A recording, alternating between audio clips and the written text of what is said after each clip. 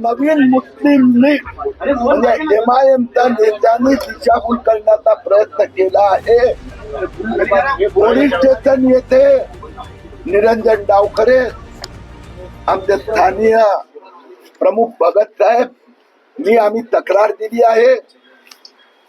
पोलिसांनी मला माहिती दिली, पत्र दाखवलं की MIMच्या नेत्यांनी माफी मागितली आहे, पण ती माफी दिशाभूल करणारी आहे. एक तर खोटं सांगतात की आम्ही झाडं लावून हिरवगार करणार होतो. त्या भाषणात त्यांचा अर्थ जो MIMचा हा गुपित प्लान आहे, त्याने मालेगाव मधून सगळ्या हिंदूंना हाकललं. मानखुर्द मध्ये 100% मुस्लिम झाले. आता मुंब्रामध्ये 80% मुस्लिम, 20% हिंदू आहेत. त्या 20% हिंदूंना धमकी दिली होती. आता त्यांनी माफी मागितली, पण अशी माफी आम्हाला मान्य नाही की इतर धर्मीयांचा भावना. मी पोलिसांना सांगितलं आहे, हिंदूंना धमकी दिली आहे, त्यांच्यावर कारवाई करावीच लागणार. मुंबईमध्ये जातीय सलोखा बिघडतो असं चित्र दिसतंय का? मुंब्रामध्ये जातीय सलोख्यासारखं राहिलंच नाही. त्यांनी हिंदूंना हाकलून काढलंय, धमक्या देऊन, मारून, त्यांनी जमीन बळकावून. एका बाजूला लव जिहाद, दुसऱ्या बाजूला लँड जिहाद, तिसऱ्या बाजूला वोट जिहाद. आणि उरलेला जिहाद आता 5 वर्षात पूर्ण करू. त्यांचं एक नॅशनल चित्र आहे. निवडणुकीच्या काळात पण त्यांचा अध्यक्ष ओवेसीनी पण सांगितलं होतं, अन्य नेत्यांनी सांगितलं होतं, MIMचा मुंबईचा उपाध्यक्षांनी सांगितलं. मी त्यावेळी सांगितलं की हिंदूचं जन्म प्रमाण 1.3 आणि मुस्लिमांचं 2.6, म्हणजे हिंदू परिवारात 13 मुलं होतात, त्यावेळी तिथे 26. तर त्यांनी काय सांगितलं होतं, हम मुस्लिम महिला 26 बच्चों को जन्म दिया, 36 किरीट तुम्हें आके पेट में क्यों दुखता है. आणि MIMचं निवडणुकीत सूत्र होतं की मुंबई की महापौर बुरखावाली बनेगी.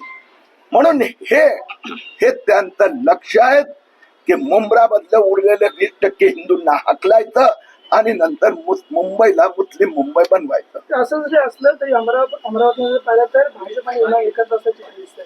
असं MIMचा सोबत कुठे MIM म्हणजे नवीन मुस्लिम लीग, त्यांच्या बरोबर कुठे जाण्याचा प्रश्न नाही. जर भाजपचा कुठला कार्यकर्त्यांनी कुठे गोंधळ केला तर त्यांच्यावरही कारवाई होणार. सर, शहर शेख यांनी जे विधान केलेलं आहे त्यामध्ये ते म्हणतात की आम्ही वृक्षारोपण करतो, आणि जर ते वृक्षारोपण करत असेल, हिरवळ वाढवत असेल, तर मग तुम्ही पोलीस स्टेशन मध्ये येत आहे, कसं पाहायचं याकडे? मी तो व्हिडिओ आता पोलिसांना दिला. तिथं स्पष्ट भाषण आहे, कुठे वृक्षही नाही, झेंडाही नाही, काही नाही.